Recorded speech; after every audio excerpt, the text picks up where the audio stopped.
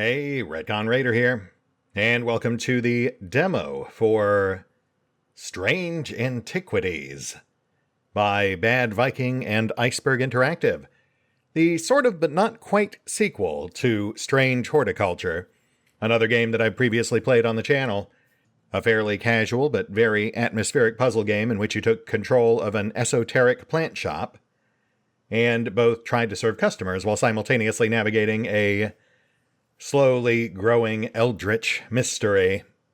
And as short and limited as it was, I very much enjoyed the first one, so I'm curious to see how the sidequel might stack up.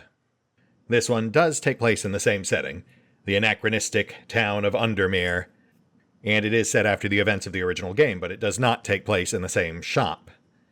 Rather, we now find ourselves tasked with looking after esoteric and potentially cursed curio at Strange Antiquities. Our task is to collect and identify various artifacts, provide them for customers who request specific boons, and, maybe try not to get anyone killed in the process, ourselves included. That said, let's take this thing for a spin. Strange Antiquities by Bad Viking and Iceberg Interactive.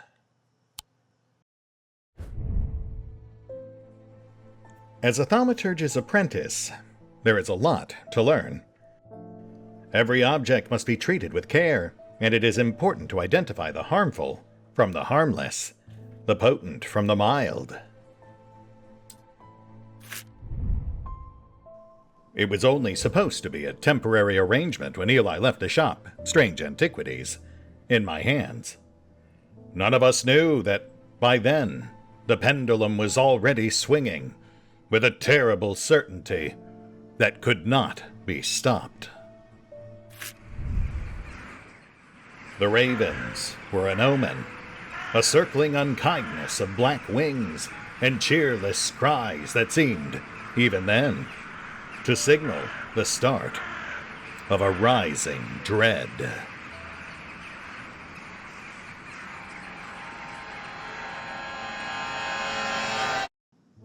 That's probably fine.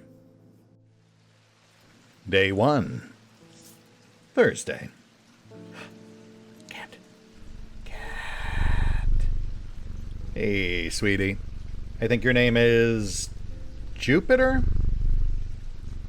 The first game had Hellebore. I think the second one's advertisements identified this cutie as Jupiter.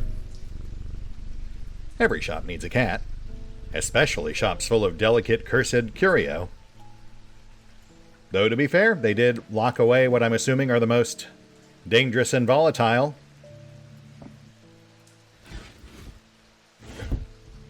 Stuff like this is probably fine. Is that the Eye of Sauron?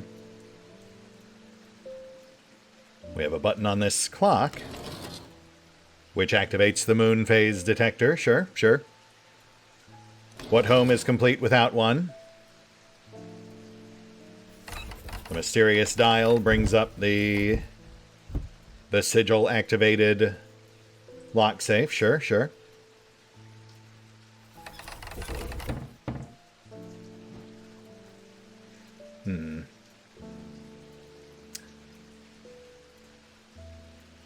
So obviously there's a lot going on, a lot of hidden bits and bobs that you'll figure out over time as the full campaign progresses, such as, I'm sure, gaining access to this forbidden section. It may also become important to contain certain items there. Some sort of rune board. You seeing this shit, Jupiter? Assorted notes and bric-a-brac. A wooden box? Plaque? Wood with gold leaf. Smooth to the touch, but with engraved detailing.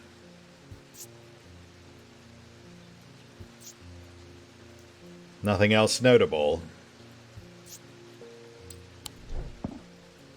Alright, well, we'll just put that over here for now. And a note.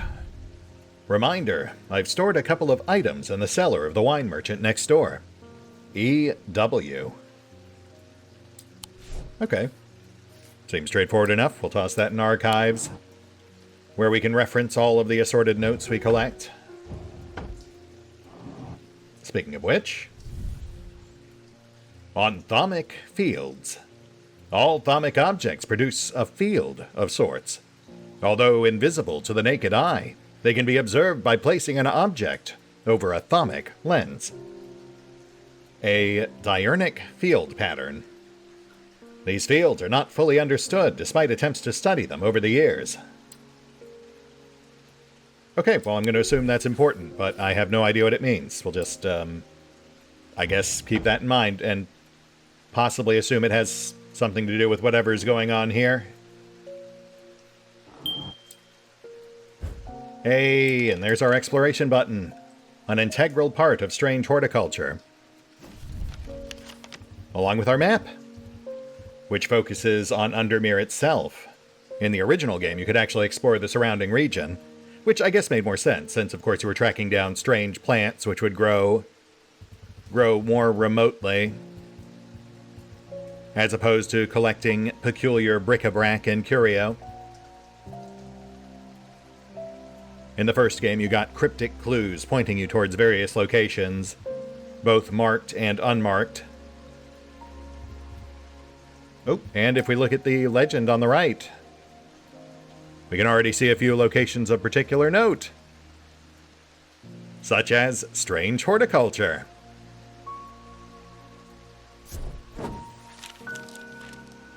This curious plant shop on the edge of town is a quiet haven away from the bustle of the center. Ordinarily, I'd be delighted to while away some time there, but I have important work to do. And yet, an hour later, I find myself leaving the shop with a potted palliance and a weight off my shoulders. I've been chatting with the proprietor about the similarities and differences between our two disciplines, with a gently purring hellebore curled up in my lap. Hellebore!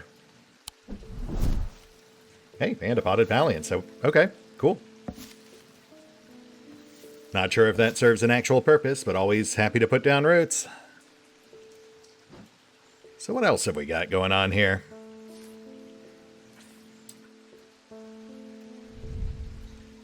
A very pointy medallion.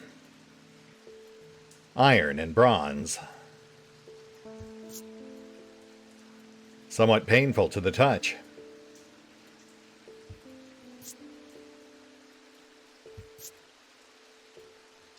There is a darkness to it, as if it holds untold fears inside. Oh, well, that's good.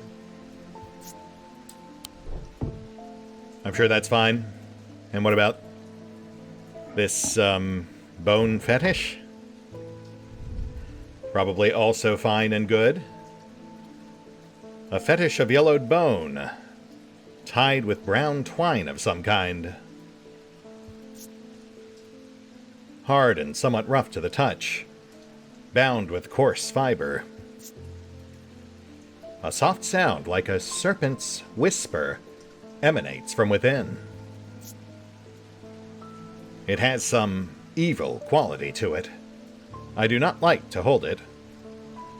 Okay, I'm starting to understand why these might not have been out on the shelves with the rest of our product. But you know what? We're running a business. No sense in sitting on merchandise. Nothing else jumping out at me here, so, yeah, we'll just toss this up here with the all-seeing eye of Sauron. I'm sure he'll keep an eye on it for us. Here you go, bud. Good looking out. Oh, and you know what? We had that note about more items being stored next door. Might as well go grab those before we open up shop.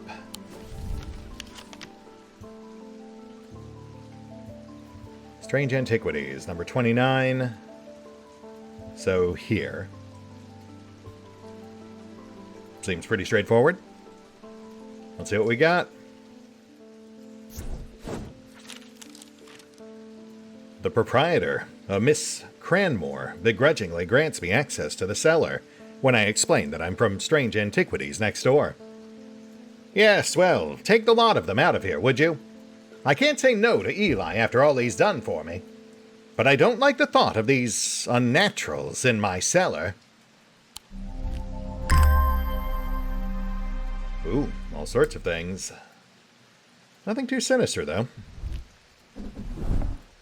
Let's get a gander.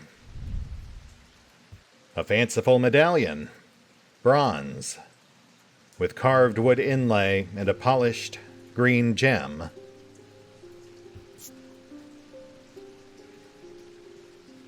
Pointy metal, cool and smooth where polished. Rough wooden inlay. Polished central stone.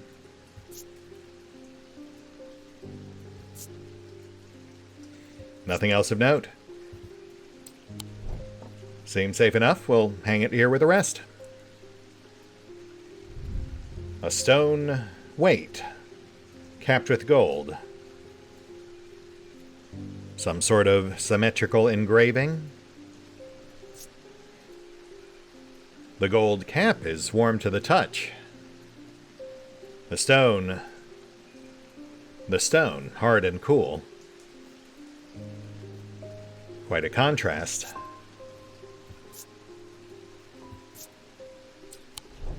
Again, a seemingly harmless piece of curio, but for the odd temperature discrepancy.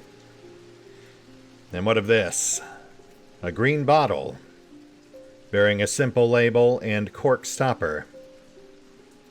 Yellowed with age.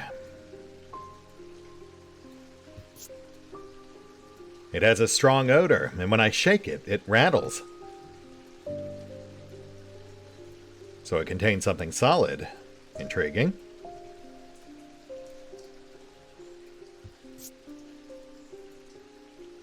Onto the shelf it goes.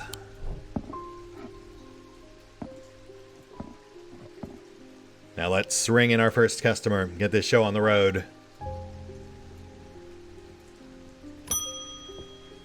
Eli White. I have been called away to assist in an urgent matter in Ravenglass and must leave at once. I am leaving the shop in your care, with some reluctance, I might add. Make use of my reference materials. Here, take this. Okay. There's an index in the back that may be useful to you. If in doubt, study it carefully. And remember that there are some powerful artifacts here. Under no circumstances should you seek entry to any locked doors, drawers, or cupboards. In fact, safest not to touch anything at all. Yeah, a bit late for that, boss. I should be back in a few days. Ooh, let's check his bio. The Thaumaturge, Eli White. Eli is a thaumaturge, a collector and curator of powerful objects. Objects that to the untrained eye may appear dull and lifeless, but that in the right hands and armed with the right knowledge can be a gateway to so much more. For Eli, the quest to unearth and understand each new object has been the driving force of his adult life. As owner of Strange Antiquities, Eli is a stern master. He knows firsthand what can happen if the right precautions are not taken. He doesn't tend to show much emotion, but he does have a more tender side. A side that is mostly reserved for the store's cat, Jupiter. Sounds like a pretty great guy to me. Oh, wait, we should look at Jupiter's bio, too.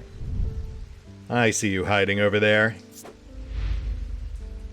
Devourer of souls. Jupiter. Jupiter is the thaumaturge's cat, or more accurately, Eli is Jupiter's thaumaturge. Jupiter found Strange Antiquities, perhaps drawn to the curiosities within, and made it his home. Eli was more than happy to accommodate him, but he learned early on that Jupiter was his own master. His business is his own, but it largely consists of regular naps, terrorizing rodents, and midnight explorations of Undermere and beyond. What he does on his excursions is a mystery, but he seems to be well known among the town's residents. Oh, look at that cutie. Yeah, I think we all know who's really in charge here. All right, boss. I'll see you soon. Quote, unquote.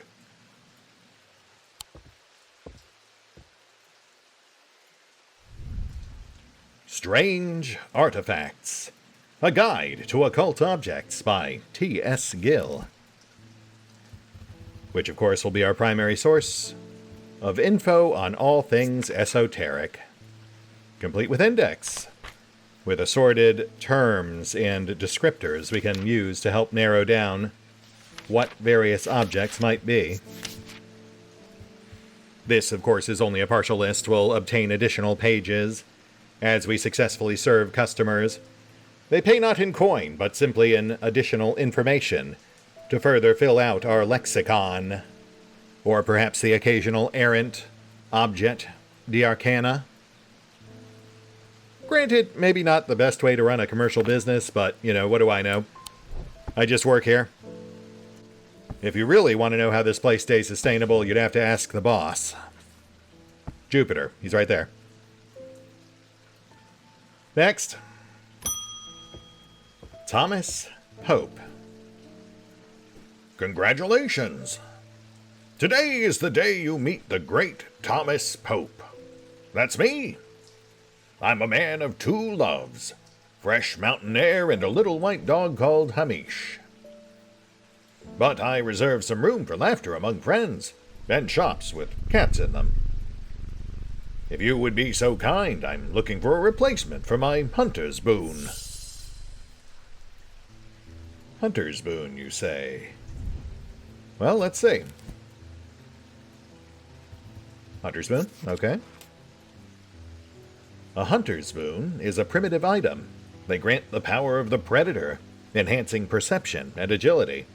They are made from trophies taken from slain beasts, with those from the deadliest predators being the most prized. They are simple items without embellishment.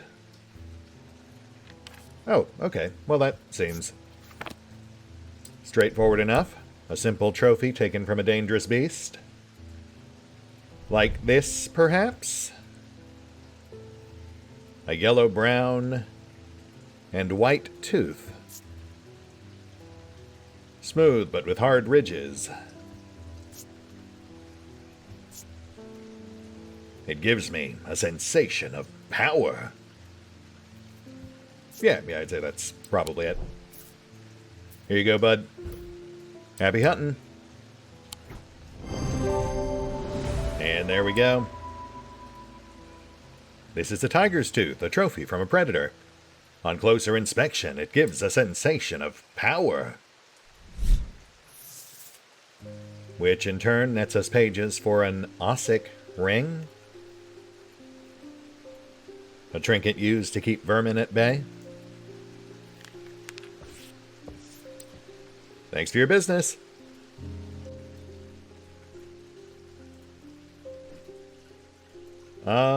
Not really much else for us to do, so I guess we'll just bring the next customer in.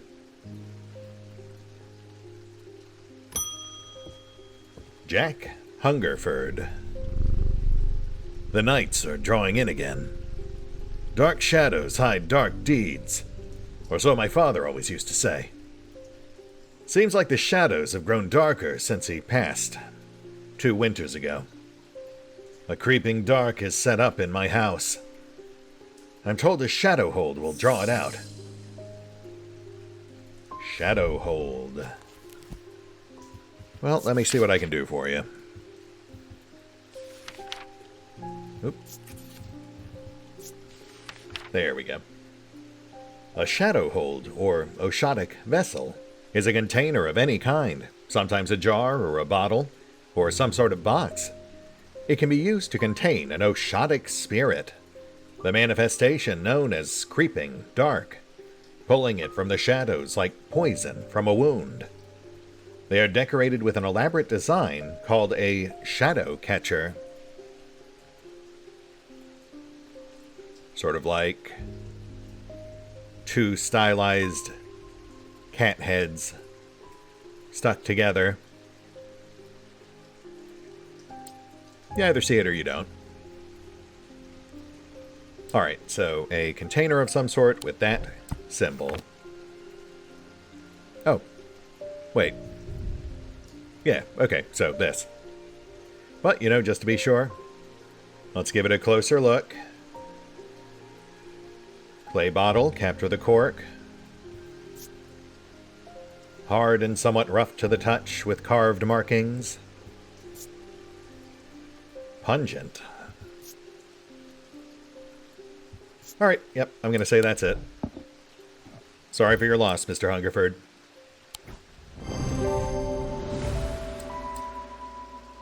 This item is, indeed, a container of some kind. The design on the bottle is the same as the sketch. Nice. Which gets us pages for a sun bond. A device that carries the warmth and light of the sun. Oh, yes, as it says up top, there is an auto-labeling option. I do have it currently enabled. David! What's up, bud? Glad to see you survived the first game.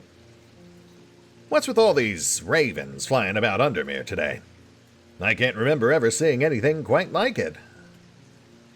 Not a good day to be the sort who believes in dark omens. Anyway, letter for you. Thank you, David. Stay safe out there. I hear those crows like their murder.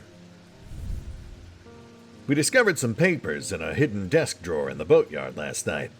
Mr. Jones almost threw them in the fire pit, but I asked to take a look at them first. That man does like to burn things. They look old. Maybe there's nothing of much use here, but I thought of you when I came across an entry on the shin. Charlie Weathers.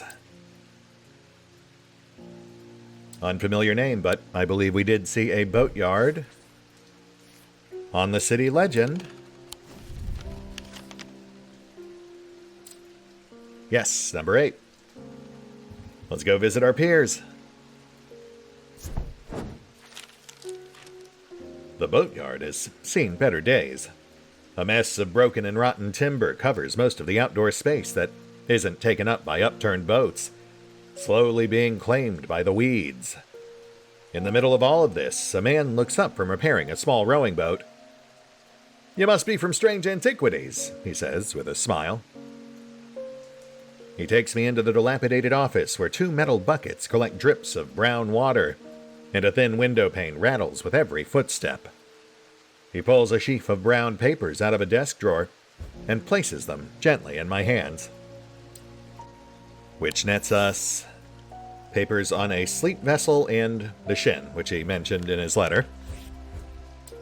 Apparently, as an afterthought, and somewhat reluctantly, the man gives me something else as I'm leaving. "I've no use for it," he says. "Don't even know what it's for." Ooh, bonus.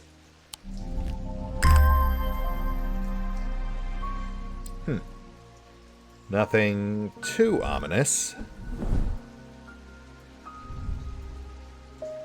Some sort of bronze statuette, it would seem.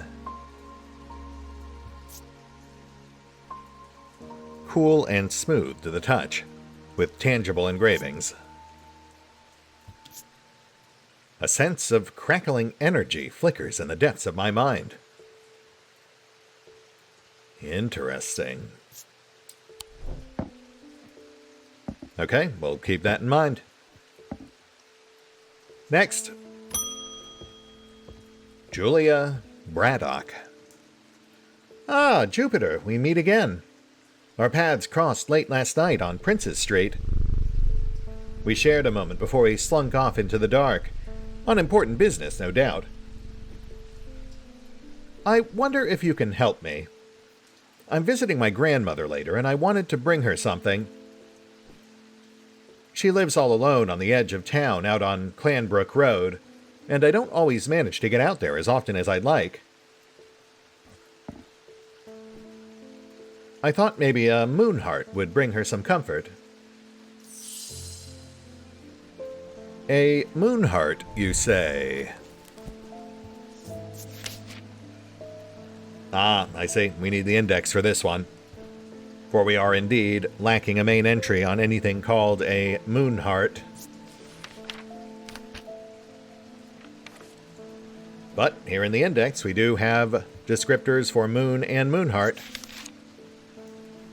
These carved totems, more commonly known as Moonhearts, despite the fact that we filed them under Selenic Totem, can be imbued with a sentiment or feeling, such as love or joy, and then held tightly to recall the same feeling. They sometimes feature crescent shapes, associated with both the Selenic and Noctic disciplines. Indeed, the form of the item itself will often have a connection to either the moon or the night. Okay, so moon or night related. Possibly, but not always featuring a crescent. Well, we just got that stone weight, which had a gold crescent atop. But, you know what? We also have an owl figurine right here, which does also feature a crescent. Its brow. A light-colored wooden owl.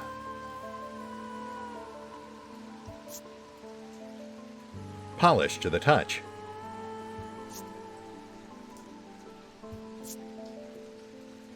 I am overcome by a warm, loving emotion. Yep, that's our Moonheart.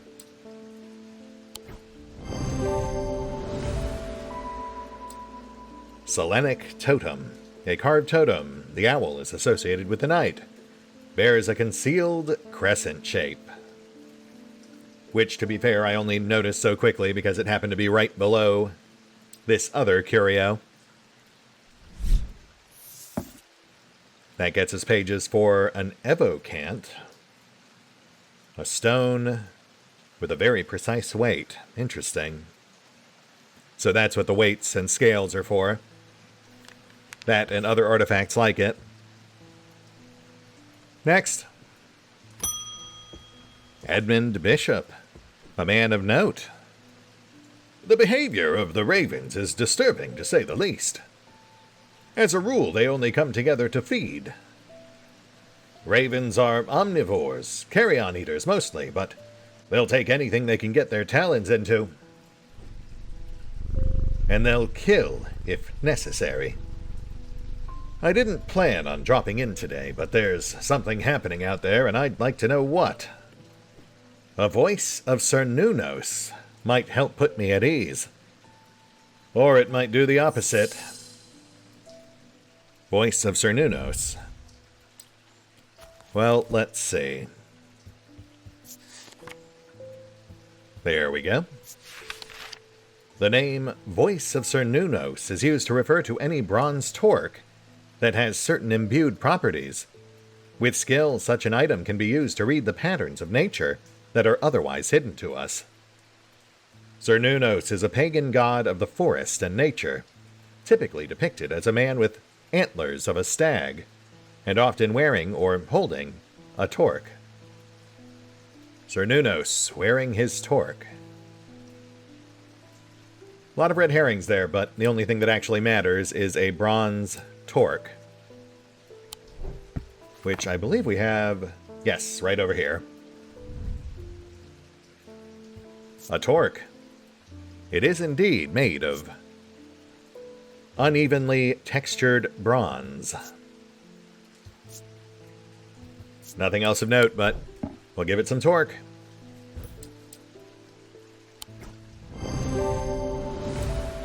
Nice. This item is indeed made of bronze and is indeed a torque, which did appear in the sketch. Though, yeah, they definitely had a number of other details in that image intended to distract us. Which nets pages on the Spirit Eye. Windows into another world.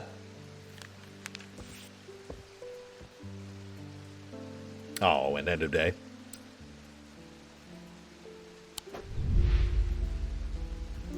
The Ornithologist, Edmund Bishop.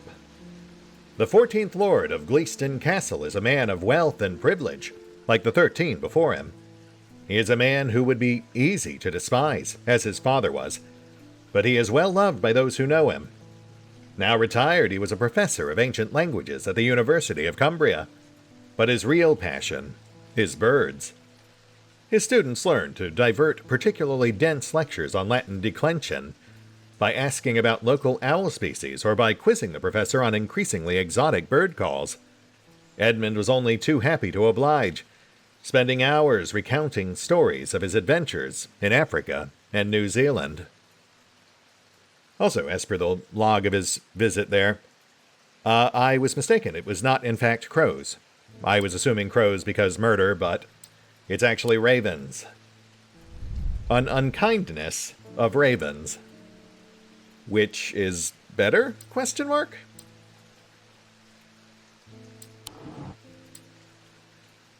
Looks like we resolved both of our outstanding clues. Clearly marked with checks here. And then we have this page on the thermic fields, but I think that's just for reference. I don't think that's actually something we can solve. And yeah, that's pretty much it. Let's go get some rest. Closing up shop, boss. I'll see you in the morning.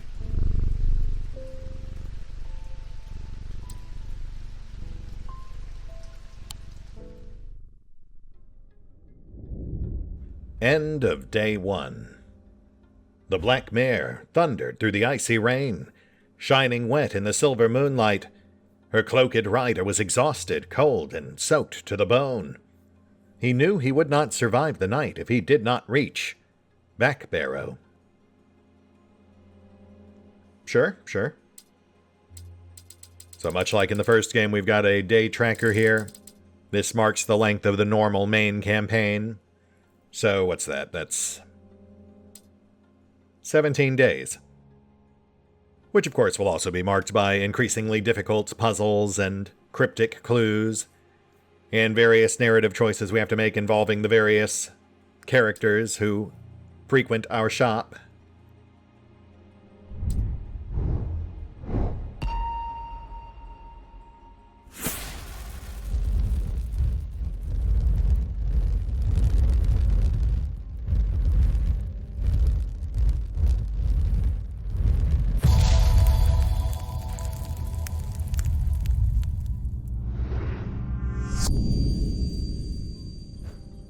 An escaped prisoner ran northwest. He hid me in the first building he came to. I see.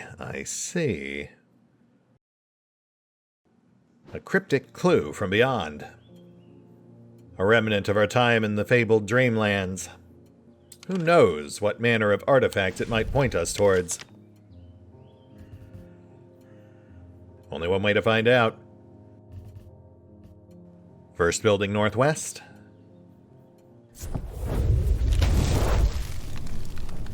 The dilapidated warehouse is dark and imposing, and the struggling flame of my lantern does little to pierce its depths.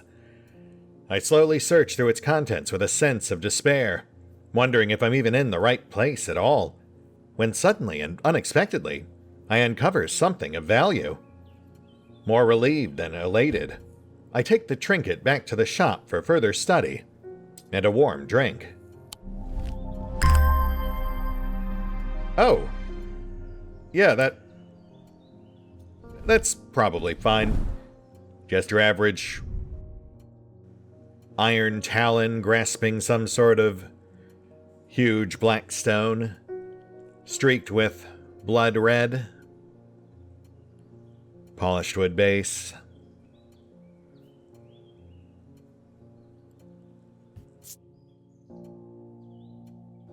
Polished stone, rough iron, and polished wood.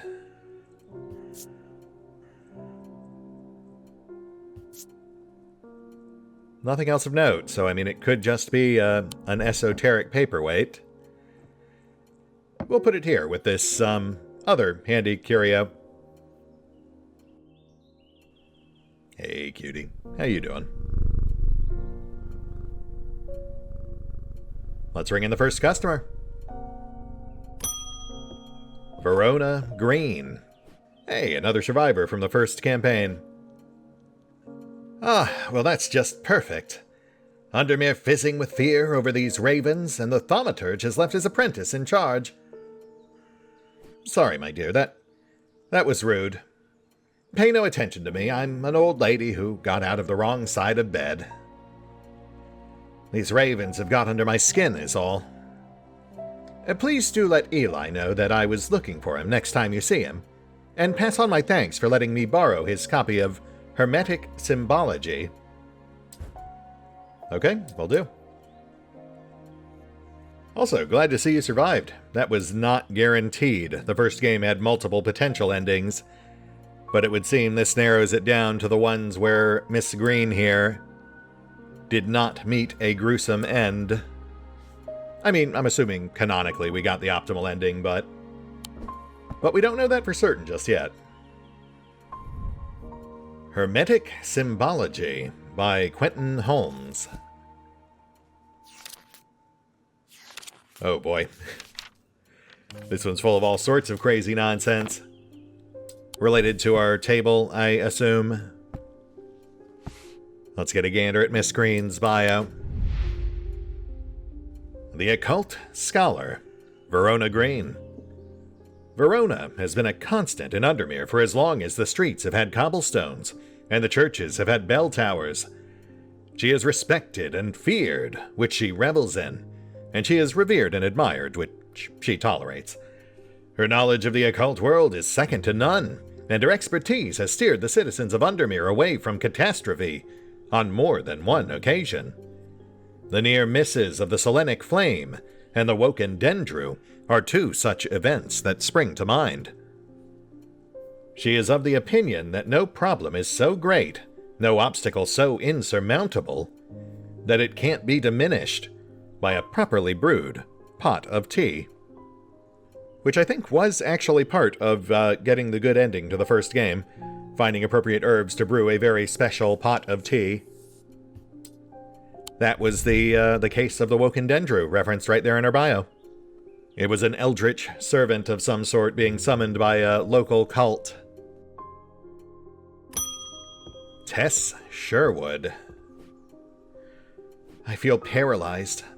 I have no job, no partner, no friends, no prospects. I heard a horned shackle might be the answer. A horned shackle, you say?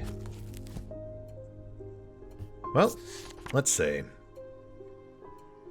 Some sort of horned bovine amulet? Horned shackles are used to bring about change in one's life, bestowing the ability to overcome personal demons. In use, the horns are rubbed between one's fingers, causing them to become worn smooth over the years. They can be worn as pendants, but are more commonly totems of some kind. So not necessarily looking like this. The only thing specified is horns, usually smooth. We were just looking at that stag figurine, so let's start with that. A clay totem. Pointy horns. I'm gonna say pointy horns probably don't qualify as smooth. How about this one? A wooden goat figurine. The horns are smooth to the touch. The rest of the body rough and pitted. Well, that's probably our best bet, but let's see if anything else has obvious horns here. Oh, here we go. A bronze ram's head. Ridged horns, with a smooth face. Don't think that's our guy, but, you know, good to check. I have a strong sense of being watched. Well, that's kind of the opposite of what we're looking for. And how about you? A bone fetish, yellowed white, bound with brown fabric of some sort, and bearing a cheap metal disc, probably pewter.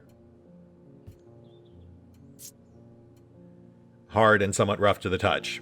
So again, very unlikely to be our artifact. Yeah, I think we had it with the goat. Here you go, Miss Sherwood. Best of luck. Huzzah. The item has horns, worn smooth to the touch. Yeah, they're still going pretty easy on us, but it is just day 2. Day 1 was essentially a tutorial, but they are slowly ramping it up. There were several potential prospects this time. Several items bearing horns and meeting the vague description. Vesiger. Detectable by flame. So see, that you'd probably identify by dragging it near the candles in the background. David! How you doing, bud? Well, at least the weather's looking a little better out there today. Oh. That it is, my friend. Take it easy.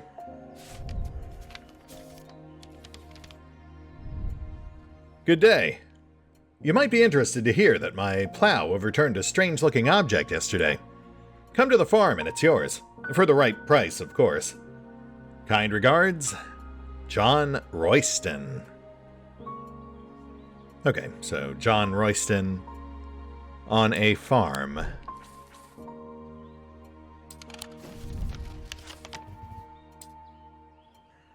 We've got Greywick Farm. Oh, and there we go. Royston Farm, Block 30. John grins as I struggle to hide my obvious interest in the item he shows me. Any hopes that he might not be fully aware of its value quickly evaporates, and after a lengthy negotiation, I reluctantly hand over the amount he originally asked for. Ooh, that looks like an Aztec bird spirit. Made of tarnished silver. The central knot almost feels more Celtic in design. At least to a layman like me. Goodness knows I'm certainly no expert. We'll just hang that up here for now. And we'll archive this. Next. Stanley Hume. I want an ossic ring. Ossic. That's a pleasing word to hold on the tongue. Okay, weirdo. I think I might have one of those handy. Let me just give it a gander real quick. Ossic ring. These somewhat macabre objects were originally made as offerings to the goddess Korchin, but the practice fell out of favor as belief waned. They are hard to come across now, but they are occasionally sought out for their ability to keep vermin at bay. Some say that they can hear Korchin's unearthly hiss when they hold an ossic ring up to their ear. Well gosh, you know what? I do seem to recall an object that hissed at me when I was looking at it earlier. This ring of bound bones. Small bones, one might perhaps assume originating from vermin. Get out of my shop, you obvious cultist.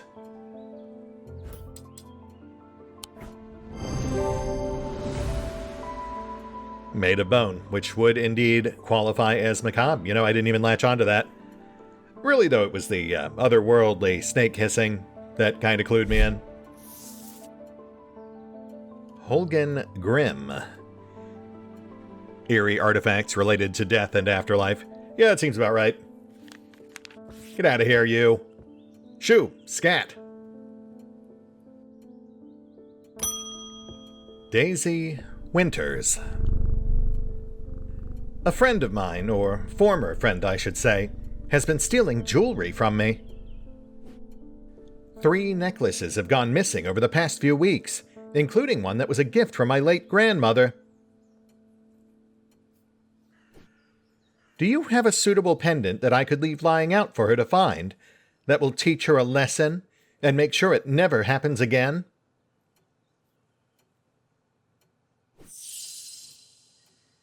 Ooh, and here's our first actual narrative choice. We can either give her Binding Seed or Zaya.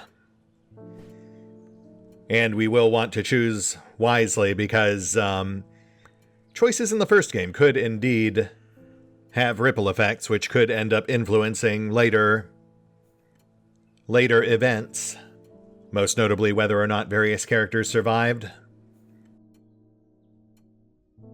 This particular conflict seems fairly petty, but could quickly escalate. A certain banker from the first game comes to mind. So let's have a look at our options here. Binding Seed or Zaya?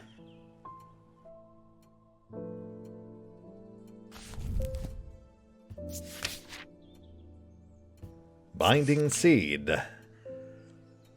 These items are made of two distinct materials, representing the mentic and the wixic, the mind and the body. The winding path, the mind, is described as a spiral, encompassing the body. The seed. A binding seed is a form of punishment that amplifies feelings of guilt and shame. Okay, so two materials, one spiraled around the other. I think I know exactly which one that is. It's something that caught my eye earlier when we were looking for something else. Zaya. Worn about the neck to place them closer to the heart. These innocent-looking items instill a sense of fear and paranoia. They can be difficult to remove. Zayas are made of any single material except wood or clay. They typically have no symbol or other writings upon their surface. Which is almost certainly the bronze ram's head we looked at earlier. But we do not want that. We want this. Which I did note earlier because it was pictured in the illustration on the voice of Sir Nunos. He was actually holding it in one hand. As for this, I imagine if we were to give it to her, it mentioned it was hard to remove, so it would probably just end up making the maid increasingly paranoid. We'd probably end up with her in here next, looking for help with matters of revenge.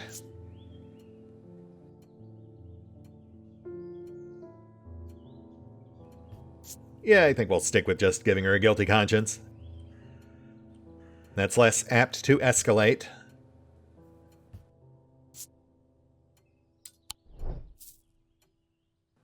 Here you go, Miss Winters. This should do the trick.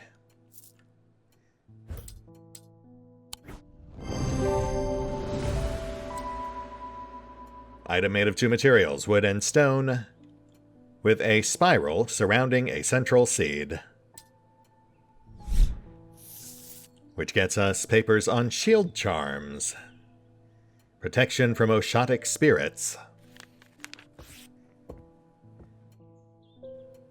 Hey, BB, what's up? Next. Emmett Burrows. They found a man just now in that house where all them ravens were. I wish I hadn't seen, but I did. He was sheet white, but it was his eyes that are going to give me nightmares. All black they were. It was like he weren't there anymore. I don't need to wait around for another sign. I'm taking my family to Sedberg, and I'll be taking a libula to see us safely through. A libula. Okay. I believe that is... Yes, right here.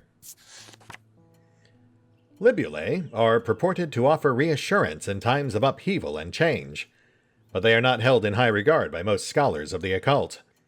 That being said, an imbuement of wisdom shows that a libula is not merely decorative.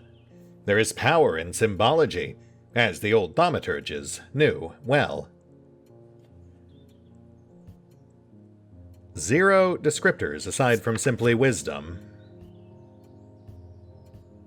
Which means I think it's time to bust out our book of symbology. Hermetic symbology. What symbol represents wisdom?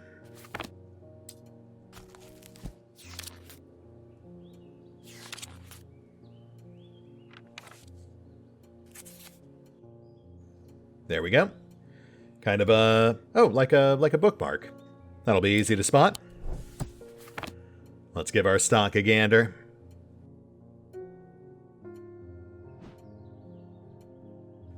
Well, this feels like it could be two symbols of wisdom stuck on top of each other, but normally if you invert a symbol, I feel like it implies the opposite.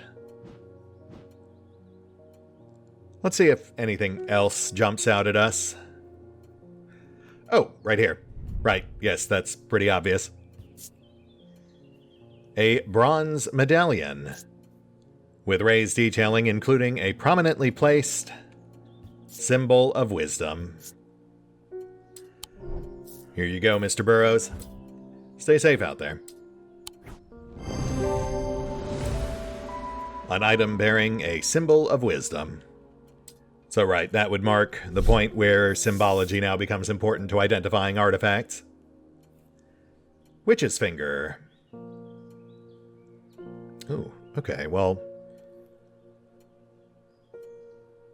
an item to cure injuries, but I notice the second page there seems to indicate where we can actually find this, so that might be worth our time. Let me just get a peek at our... Oh, boo, day 2 is over. Alright, well, at least we've got this one last thing to investigate. Yes, High Green Church, home of the witch. Let's swing by there real quick, see if we can net ourselves one last artifact for the road.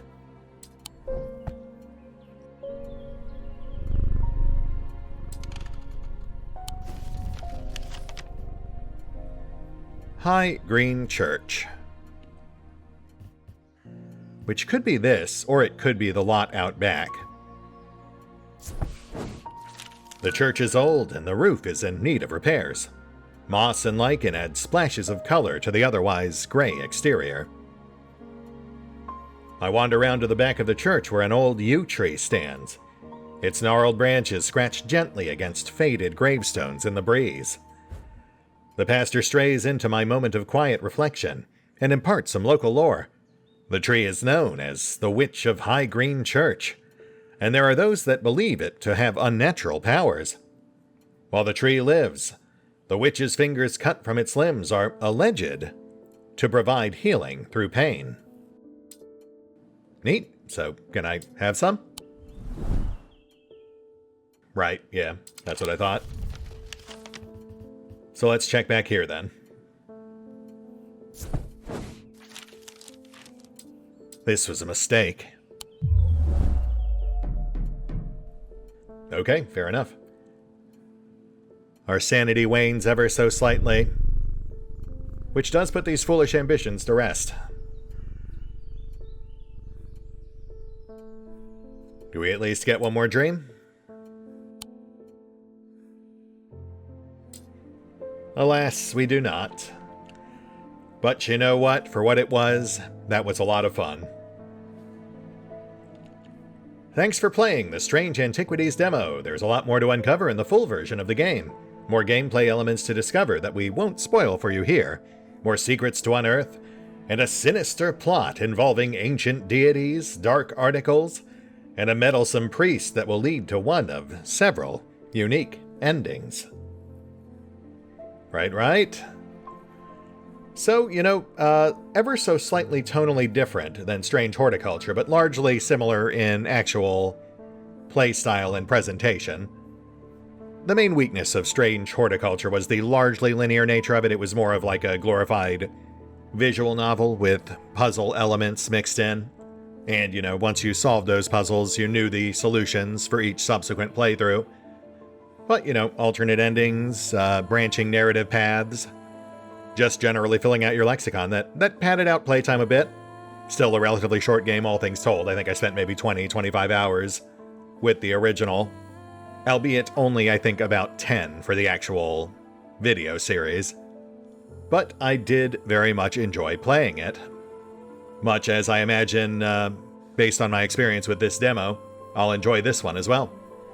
That said, of course that's simply my opinion based on my particular preferences and personal sensibilities. I am curious to hear what you might think, so, let me know what you think in the comments down below, and let me know if this is a game you might like me to perhaps revisit once it hits full launch. This was the demo for Strange Antiquities by Bad Viking and Iceberg Interactive. Still available on Steam as of the moment I'm recording this. And with that, our strange sojourn comes to an end. The fate of Undermere left undecided, though I, for one, do intend to return, seeking closure. And who knows? Depending on the whims of the raiders. Perhaps I'll see you then.